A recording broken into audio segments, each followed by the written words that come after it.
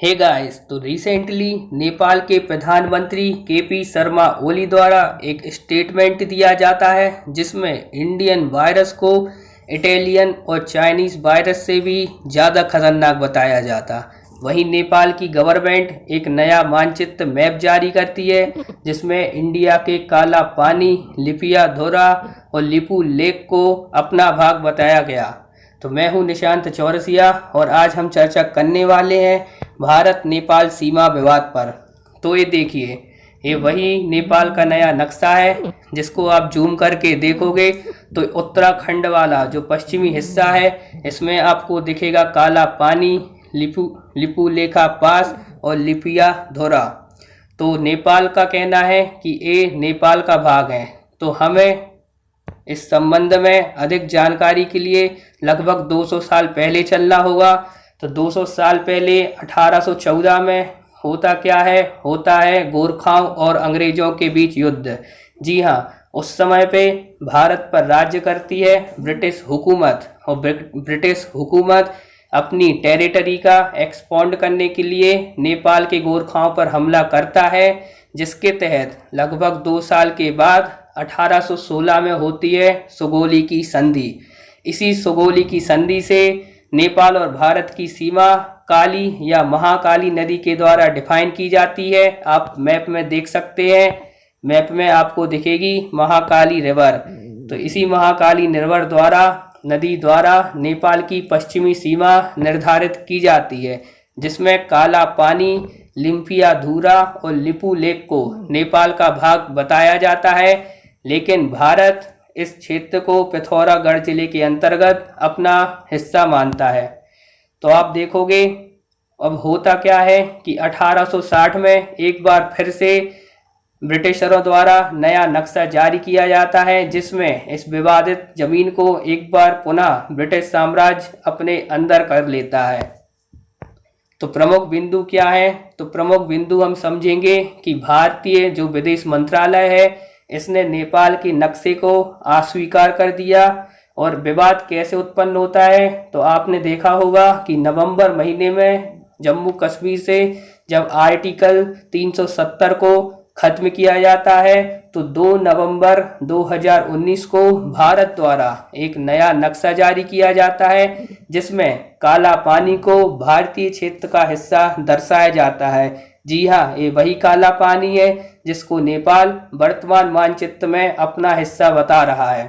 तो आप देख सकते हैं, ये है जम्मू कश्मीर का नक्शा जिसमें लद्दाख और जम्मू कश्मीर को 2 अलग अलग केंद्र शासित प्रदेश के रूप में बांटा जाता है।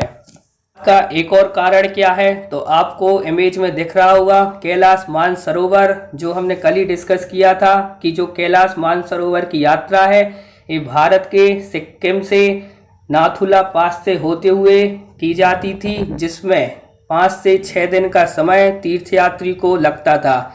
तो क्या हुआ, रिसेंटली जो इंडियन आर्मी है इसने धारचूला से लिपू लेका पास तक एक रोड का निर्माण किया, जिस पर नेपाल ने आपत्ति जताई। अब होता क्या है, इस रोड के निर्माण से जो ये 6 दिन लंबी कैलाश मानसरोवर यात्रा है इसका समय घट के केवल 2 दिन रह जाता है, जिससे तीर्थयात्रियों को फायदा होने वाला था। इसी तरह बिहार राज्य की पश्चिमी सीमा पर चंपारण जिले के पास स्थित सुस्ता क्षेत्र को भी नेपाल द्वारा अपने नए मानचित्र में शामिल किया गया। अब इसका कारण क्या है? तो आप देखोगे कि नेपाल का मानना है कि पूर्व में, मतलब पहले के समय जो सुस्ता क्षेत्र था वो गंडक नदी के दाएं किनारे पर स्थित था, जो नेपाल का हिस्सा था। लेकिन समय के साथ नदी के मार्ग में परिवर्तन हो जाने के कारण गंडक के बाएं किनारे पे आ गया। तो वर्तमान में इस क्षेत्र को भारत द्वारा नियंत्रित किया जाता है। तो आप मैप में देख सकते हैं, ये है गंडक नदी जिसका ओरिजिन होता है नेपाल हिमालय से और ये बहते हुए भारत में प्रवेश करती है और बिहार के पटना के पास गंगा नदी में मिल जाती है। अर्थात गंडक गंगा की एक सहायक नदी है। अब मुद्दे पर अंतर्राष्ट्रीय दृष्टिकोण क्या कहता है इसे हम समझेंगे। तो नदी के विषय में जो अंतर्राष्ट्रीय कानून है उसके द्वारा कहा जाता है कि यदि कोई नदी आकस्मिक मार्ग बदल देती है, मान लो कोई भूकंप या बाढ़ के कारण नदी के मार्ग में परिवर्तन होता है, तो जो अंतर्राष्ट्रीय सीमा है वह अपरिवर्तित रहेगी। और यदि नदी के मार्ग में बदलाव धीरे धीरे होता है तो सीमा नदी के अनुसार ही बदल जाएगी। भारत को इस विवाद को अंतर्राष्ट्रीयकरण किए बिना कूटनीतिक संवाद के माध्यम से द्विपक्षीय तौर पर निपटाना चाहिए। क्यों? क्योंकि आप इस मानचित्र में देख सकते हैं जो नेपाल है वो चाइना और भारत के बीच एक सैंडविच कंट्री है। अगर इसका अंतर्राष्ट्रीयकरण किया जाता है तो चाइना इस मुद्दे को उछालकर नेपाल को अपने पक्ष में कर सकता है। और वैसे भी आजकल नेपाल का झुकाव चाइना की तरफ अधिक देखा जाता है। अब आप देखोगे कि अगर नेपाल की सीमा किसी समुद्र से नहीं छूती तो फिर इसका ट्रेड कैसे होता होगा। तो नेपाल भारत के पश्चिम बंगाल में स्थित बंदरगाह का उपयोग करता है अंतर्राष्ट्रीय व्यापार के लिए। अब हम देखते हैं भारत और नेपाल के संबंधों की पृष्ठभूमि।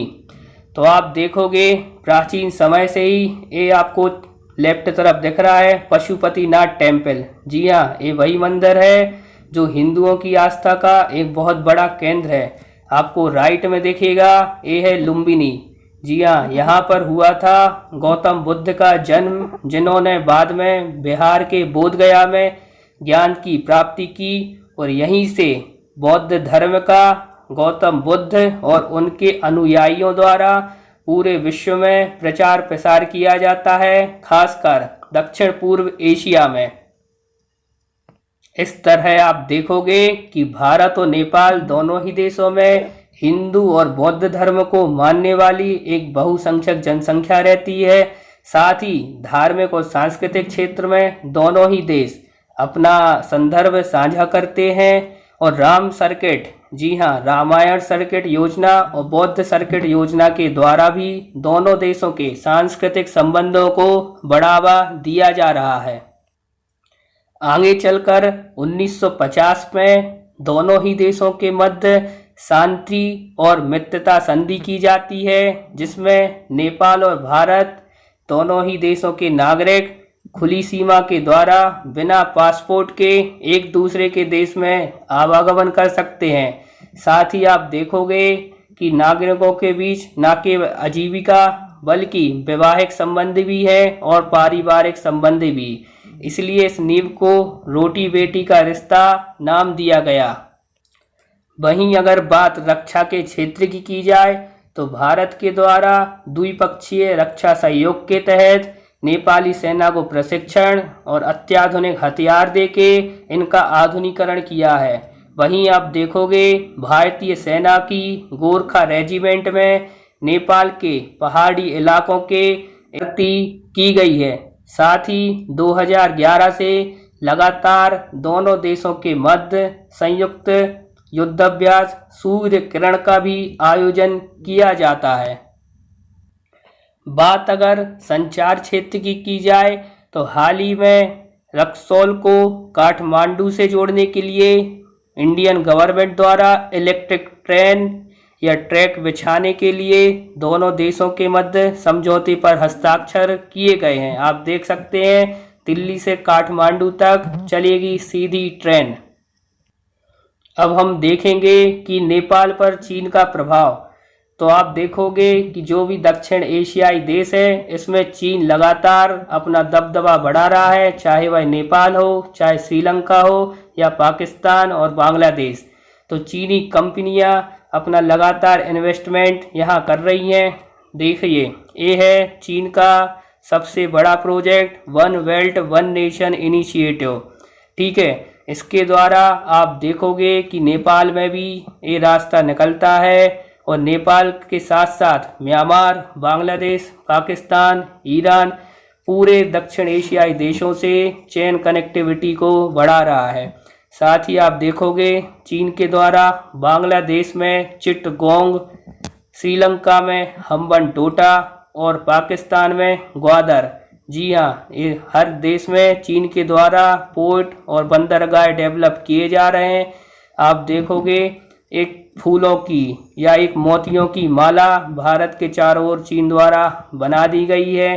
बोला जाता है चीन द्वारा कि ये केवल व्यापारिक पर्पज से हैं, लेकिन आप जब देखेंगे चीन लगातार इंडियन ओशियन में अपना दबदबा बढ़ाना चाहता है, ताकि अगर भविष्य में कभी भी भारत और चाइना के मध्य युद्ध होता है तो इन पोर्ट का सैनिक उपयोग भी कर। अब हम बात करते हैं भारत के लिए नेपाल का महत्व। तो आप देखोगे लगभग 1990 के दशक में नरसिम्हा राव सरकार के समय एक नारा दिया गया था, लुक ईस्ट, अर्थात पूर्व की ओर देखो। तो जो भी भारत की पूर्वी कंट्री थी, पूर्वी देश से, उनके साथ ज़्यादा से ज़्यादा व्यापार को बढ़ावा दिया जाए। वहीं जब प्रधानमंत्री नरेंद्र मोदी पिक्चर में आते हैं तो आप देखोगे लुक ईस्ट को एक्ट ईस्ट में परिवर्तित कर दिया जाता है, अर्थात अब केवल देखना नहीं है, अब हमें कार्य भी करना है। इस नीति के तहत आप देखोगे नेपाल एक महत्वपूर्ण राष्ट्र बन जाता है। अब यहाँ भारत को चाहिए कि दोनों देश मिलकर सीमा विवाद सुलझा लें, क्योंकि आप देखोगे ये कोई नया मुद्दा नहीं है। पूरब में बांग्लादेश के साथ भी भारत के सीमा विवाद थे, जिन्हें आप देखोगे 100वां संविधान संशोधन करके कुछ हिस्से बांग्लादेश को दे दिए जाते हैं और कुछ बांग्लादेश से ले लिए जाते हैं। इसी तरह भारत को भी नेपाल से अपने संबंधों को बरकरार रखने और मजबूत करने हेतु सीमा विवाद को सुलझाना होगा। बहुत बहुत धन्यवाद। जय हिंद।